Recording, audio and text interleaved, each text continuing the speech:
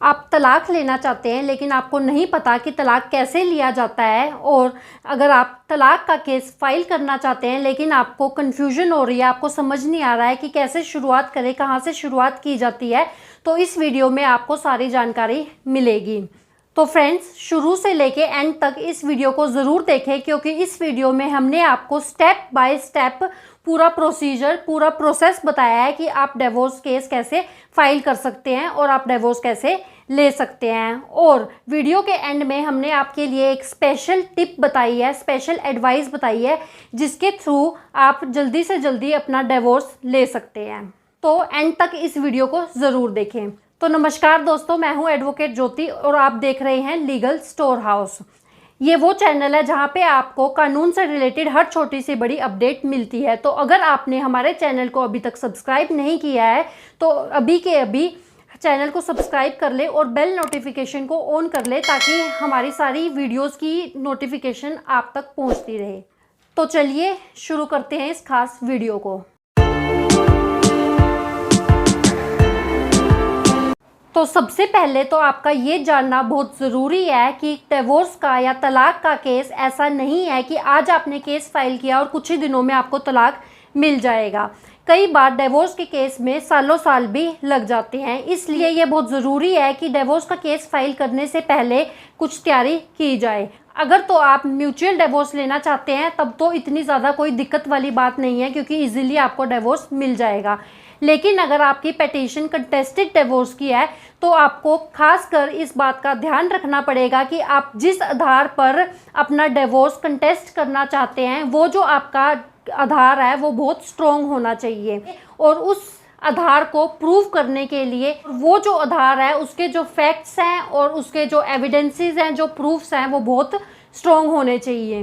तो अगर आपको नहीं पता कि किन किन आधार पे या किन किन ग्राउंड्स पे डिवोर्स लिया जा सकता है, तो हमारे चैनल पे एक वीडियो है जिसमें हमने इन डिटेल आपको बताया है कि आप किन किन आधारों पे डिवोर्स ले सकते हैं, और उस वीडियो का लिंक आपको डिस्क्रिप्शन में और आई बटन में मिल जाएगा। आप वो वीडियो भी देख सकते हैं। उस वीडियो से आपको पूरी क्लैरिटी मिलेगी, आपकी कन्फ्यूजन दूर होएगी और आपको मेंटल क्लैरिटी मिलेगी कि आपको किस आधार पे डिवोर्स लेना चाहिए। तो केस फाइल करने से पहले सबसे पहला जो स्टेप है, सबसे ज़रूरी स्टेप ये है कि आप केस फाइल करने से पहले किसी अच्छे और एक्सपीरियंस्ड लॉयर या एडवोकेट से एडवाइस ले लें।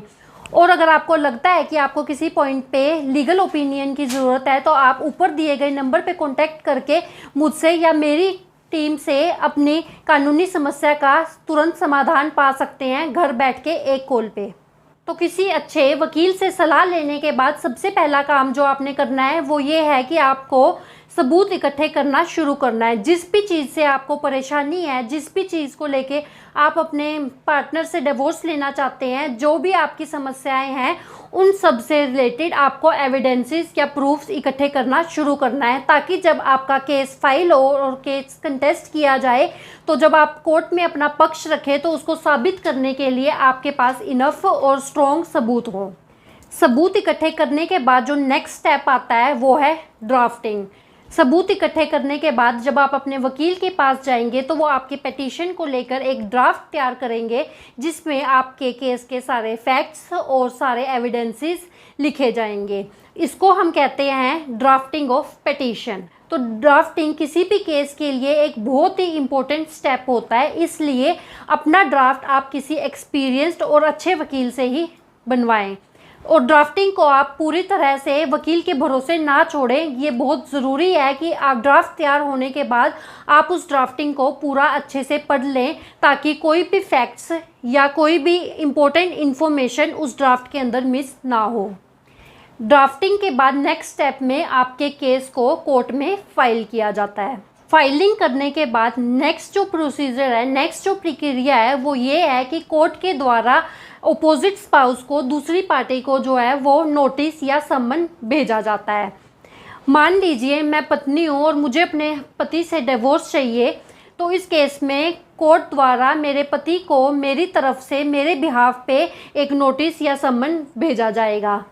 नोटिस या सम्मन भेजने के बाद नेक्स्ट जो प्रक्रिया है वो ये है कि जिस पार्टी को नोटिस या समन मिला है उसको अपना रिप्लाई यानी कि अपना जवाब देना होता है। क्योंकि आपका कुछ और कहना है, आपके स्पाउस का कुछ और कहना है, तो आपको पिटीशन में दिए गए हर एक पॉइंट का जवाब देना होता है। और ये जो जवाब है वो ओरली नहीं दिया जाता, वो रिटन दिया जाता है। मान लो कि आपने अपनी पिटीशन में पैराग्राफ 1, 2, 3, 4, 5, 6, 7, 8 में अपने पॉइंट्स रखे हैं, उसमें आपने कुछ एलिगेशंस लगाए हैं अपने स्पाउस के ऊपर और कुछ एविडेंसेस दिए हैं, तो जिस पार्टी को समन मिला है उसको उन सारे पैराग्राफ्स का, सारे पॉइंट्स का रिप्लाई और देना होता है और अपना पक्ष रखना होता है। इसको हम रिटन स्टेटमेंट भी कहते हैं। रिटन स्टेटमेंट के बाद दोनों पार्टीज जो हैं वो कोर्ट में आ जाएंगे और उसके बाद नेक्स्ट स्टेप में नेगोशिएशन ऑफ डील कराया जाता है। नेगोशिएशन ऑफ डील का मतलब है कि कोर्ट के द्वारा मीडिएशन या काउंसलिंग करवाई जाती है दोनों पार्टीज की, क्योंकि कोर्ट का ये मानना है कि किसी भी शादी को बचाने के लिए हर मुमकिन कोशिश की जाए, क्योंकि डिवोर्स किसी भी सोसाइटी के लिए एक बड़ा नुकसान है। तो इसलिए आपको मीडिएटर के पास भेजा जाता है। मीडिएटर को मैरिज काउंसलर भी कहते हैं। और ये जो काउंसलर या मीडिएटर है वो कोर्ट का ही व्यक्ति होता है जिसको इन मैटर्स के ऊपर बहुत ज़्यादा एक्सपीरियंस है और उसके पास आपकी काउंसलिंग कराई जाती है और ये कोशिश की जाती है कि आपसी सहमति से कुछ नेगोशिएशंस, कुछ डील की जाए ताकि आपके रिश्ते को बचाया जा सके, या फिर अगर फिर भी आपको डिवोर्स चाहिए तो एक मिडल वे निकाल के इजी तरीके से आपका सेटलमेंट करवाया जाए। मान लीजिए कि नेगोशिएशन के दौरान मीडिएशन के थ्रू दोनों पार्टनर्स का आपसी डिस्प्यूट ख़त्म हो जाता है और अब वो तलाक नहीं लेना चाहते हैं तो रिश्ता बच सकता है। लेकिन अगर फिर भी कोई सोल्यूशन नहीं निकलता है तो नेक्स्ट स्टेप में दोनों पार्टनर्स की नेगोशिएशन कराई जाती है जिससे एक सेटलमेंट पे पहुंचा जा सके और आपसी सहमति से वो तलाक के लिए अगर तैयार हो जाते हैं तो कंटेस्टेड डिवोर्स को शिफ्ट कर दिया जाता है म्यूचुअल डिवोर्स में और इस केस में आपका डिवोर्स जो है वो जल्दी हो सकता है। अदरवाइज आपका जो है वो कंटेस्टेड डिवोर्स होगा। और अगर नेगोशिएशन ऑफ डील में आपकी बात नहीं बनती है तो नेक्स्ट जो स्टेप है वो होगा ट्रायल। इसके बाद आपके केस का ट्रायल चलेगा। ट्रायल में आपने जो भी ग्राउंड लिया था, जो भी आधार लिया था डिवोर्स के लिए, उस ग्राउंड को, उस आधार को आपको प्रूव करना होगा, उस आधार को आपको साबित करना होगा। उसके लिए कोर्ट में examination, cross examination, framing of issues, ये सब किया जाता है। गवाह आते हैं, क्रॉस किया जाता है, एग्जामिनेशन की जाती है, फ्रेमिंग ऑफ इश्यूज किया जाता है और उसके बाद कोर्ट अपनी डिक्री या अपनी जजमेंट देती है। अगर अब आप अपने डिवोर्स के ग्राउंड या आधार को कोर्ट में साबित कर पाते हैं तो कोर्ट आपको डिवोर्स दे देगी। मान लीजिए आपने कोर्ट में एडल्ट्री, क्रुएल्टी, डेजर्शन जैसा कोई ग्राउंड लिया है और आप उस ग्राउंड को कोर्ट में प्रूव कर पाए हैं, साबित कर पाए हैं, तो कोर्ट आपको डिवोर्स दे देगी, तलाक दे देगी।